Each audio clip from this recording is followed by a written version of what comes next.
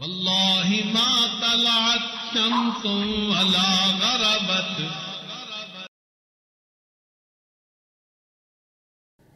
ایک بات ذہن میں رکھیے، جس کا گھر ہوتا ہے نا اس کے پاس اپنے گھر کی چابی ہوا کرتی ہے. جس کے پاس گھر ہوتا ہے اس کے پاس اپنے گھر کی چابی ہوا کرتی ہے. اب ذرا غور کیجئے، اللہ رب العزت نے جنت بنائی تو کنجی رضوان کو دے دی.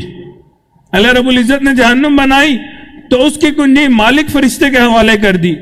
اللہ نے بیت اللہ بنایا، اس کی کنجی بنی شیبہ کے ذمے لگا دی، ان کے حوالے کر دی، ان کی نسل میں قیامت تک چلتی رہے گی. مگر اللہ رب العزت نے انسان کا دل بنایا تو اس کی کنجی اپنی 2 انگلیوں کے درمیان رکھ دی. اسی لیے پتہ چلا کہ انسان کے دل کی کنجی اللہ رب العزت کے پاس ہے. یقلبها کیف یشاء، اللہ رب العزت جہاں چاہتے ہیں اس کو پھیر دیتے ہیں. تو ہمیں چاہیے کہ ہم اللہ رب العزت سے رجوع کریں. ہمارے دلوں کی چابی اللہ رب العزت کے ہاتھ میں. بہت سارے نوجوان آتے ہیں، روتے ہیں، آنکھوں سے آنسو نکل رہے ہوتے ہیں. کیا کریں جی، چاہتے ہیں، جان نہیں چھوٹتی ہے.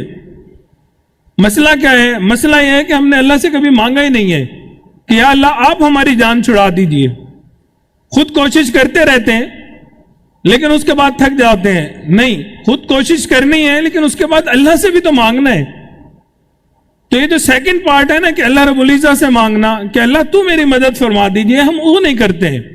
اگر دل اللہ کا گھر ہے اور کنجی بھی اس کے پاس ہے تو پھر ہمیں صاف رکھنے کے اوپر انعام ملنا چاہیے. یہ بھی ایک سوال پیدا ہوتا ہے کہ قلب کو صاف رکھنے کا انعام کیا ہوگا؟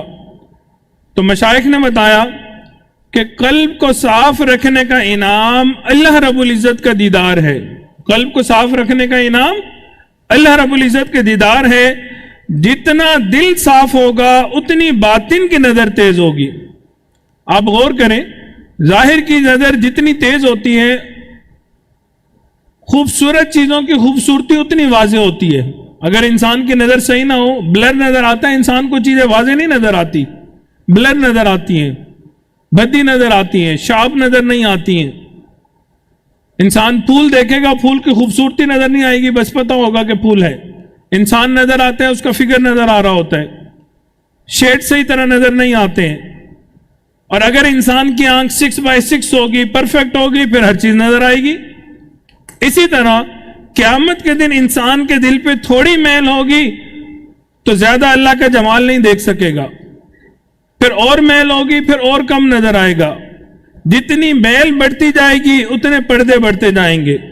اور اگر دل مکمل میلا ہوگا تو اللہ کے دیدار سے ہی محروم ہو جائے گا. ہم نے دیکھا ہے انسان کی آنکھ میں موتیا آتا ہے، انسان کو کچھ دکھائی نہیں دیتا. اسی طرح یہ گناہوں کا موتیا ہے، یہ ہمارے دل پہ آ جائے گا. اس کی وجہ سے پھر انسان اللہ رب العزت کا دیدار نہیں کر سکے گا. دیدار کا وعدہ کس کے ساتھ ہے؟ جو رجوع کرنے والا دل لائے گا. اللہ رب العزت ارشاد فرماتے ہیں وَجَاءَ بِقَلْبٍ مُنِيبٍ، جو اللہ کی طرف رجوع ہونے والا دل لے کے آئے گا.